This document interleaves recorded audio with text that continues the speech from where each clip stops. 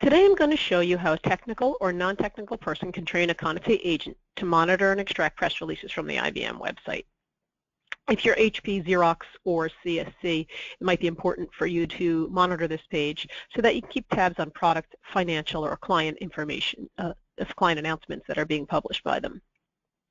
So what I'm going to do is I simply open the IBM press release page in Connotate's Agent Studio custom browser. Now, our custom browser ensures the complete rendering of the page, including all Ajax and JavaScript that wouldn't normally be visible to you. And it truly ensures that all the information on the web page is accessible to you for training, simply by clicking and navigating on the elements in the page. Now, you can see that this single page for the press releases has the date and the headline. So what we're going to do is do a web page extract. You can either create a schema on the fly, or you can pick one that already exists within the Agent Studio. In this case, I'm going to pick one. And now it's a simple process of identifying elements on the screen. This is a date. The first click always highlights everything. This is our patented technology at work. It's learning. Now I just do a series of clicks to identify things that are important to me or things that are irrelevant to me. And it's this series of clicks that will allow me to train my agent. Got a few more things here that are irrelevant, and I'm going to go through and pick a few more things that are important. And it's just this pattern recognition of where things are on the page in relationship to each other that makes our technology understand the content of the page. So now it looks like my agent is pretty well trained. It looks like I have all the dates and all the headlines. But there's a few ways for you to confirm that. One is to look on the left here, and you'll see that there are 20 headlines and 20 dates. That's one way to confirm that my agent seems to be trained well. For a more technical person, you can hit this preview button here, and what you're going to see is the hierarchical representation that shows the parent-child-sibling relationship of the data that's going to be extracted. Either way is acceptable, and either way confirms that your training looks like it's pretty complete. Now, this is good information, but what would be better would be to get the information behind the headline link. So what we're going to do is we're going to get details. Now, what happens here is I'm using my same schema, but it's asking me which element should I be following, and that's the headline. I'm going to follow the headline on a click, so it's a headline link, and I'm going to generate the set of all the press releases that are behind this list. Now I have that whole press release content in my browser, and all I'm going to do is another web page extract, so that now I can get the full story to accompany the dates and headlines I've identified on that initial page. I'm going to pick the same schema, and now I'm just going to start training what the text is, what the full story is. And I go through the same process of identifying things on the page that are important to me or that are irrelevant to me. And as I scroll down, I take a look and see that my agent looks like it's pretty well trained. And I'm saying it's trained because I'm getting everything from the publication location and date all the way down to just about the contact information. That's the full story. That's what I want. Now remember we clicked on Generate Set. What that did was that took all the other press releases behind the links and generated those as well into my browser.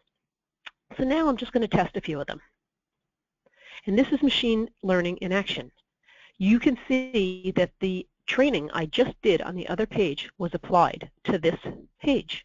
It's a different page than the one you just saw, and it looks like it's trained well. Everything from the publication location and date all the way down to the contact information. Nothing odd on the page, nothing else is highlighted to be included in what my agent's going to pull back. Let's just check another one. Again, you're going to see now it's going to apply the training. I did nothing. I just opened the page.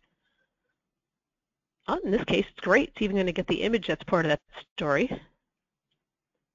Oh, but it seemed to have an extra piece of information here, so I'll just get rid of that and take another second and train the rest of that content again. But it looks like it took it. So since it did that, let's just test one more. And the training has been applied, publication, location, and date, all the way down to just about the contact information, and it didn't pull anything from there on in. All right, looks good.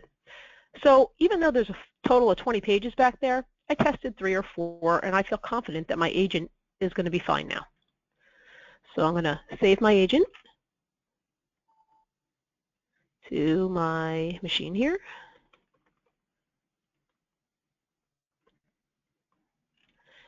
And then I'm going to actually run my agent. Now, the act of running the agent in Agent Studio lets us test it out to ensure that the results that it's going to bring back when I put it into production are going to come back nicely. This will just give me a sample of what I'd be getting.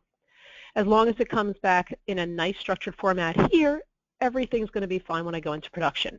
That all happens in Agent Library. We're not going into Library today. Agent Library is, however, where you can turn things on like change detection. It's where you can go in and decide that you want to schedule this agent to run every day at 2 p.m. It's where you can go in and put in any other type of interaction that might have to do with dynamic elements on the page. Say you're going to have to pass in some login credentials or fill in something in a search field. Those are all things that you would be doing in Agent Library, as well as you would be managing the agents that you've built. Now, we've just gotten the results, and as you can see, it defaults directly to the hierarchical child-sibling relationship again of the data. This is great for a technical person. They're going to understand that everything seems to have the right relationship.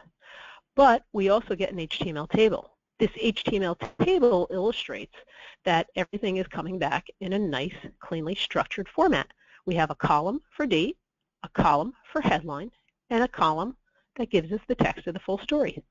Go to the next one, date, headline, full story. And it continues, date, headline, full story throughout the rest of the example that came in. We know the agent is running well. There's also a sample of the XML that comes through. And the XML is for those who require this format of the results so that they can pass it to the agent in another system or workflow. But again, just another way that the results are going to be shown to you or delivered to you in the future. So that's it. That's how a technical or non-technical person uses Agent Studio to train a Connotate agent to identify, monitor, and extract content from a web page. It's a relatively simple concept that I trust was illustrated pretty well in this demonstration. And hopefully, walking you through an agent training helps convey the process and level of technical expertise required to interact with the Connotate web data extraction platform.